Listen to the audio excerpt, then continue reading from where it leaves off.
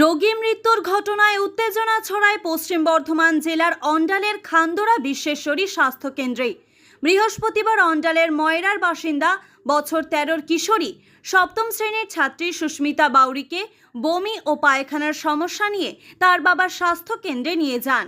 সুস্মিতার বাবা ধীরেন বাউরির দাবি, ডাক্তারবাবু তার মেয়েকে চিকিৎসা করে ছেড়ে দেন, বলেন বাড়ি নিয়ে যেতে, কিন্তু সারা রাত সুস্মিতা কষ্ট পায়।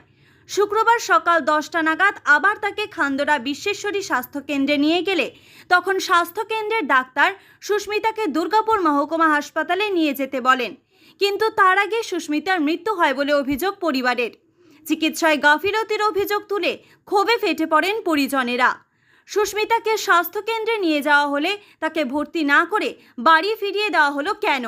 সারা রাত অসুস্থ থাকার পরে ফের সকালে স্বাস্থ্য কেন্দ্রে নিয়ে এলে তাকে দুর্গাপুর মহকুমা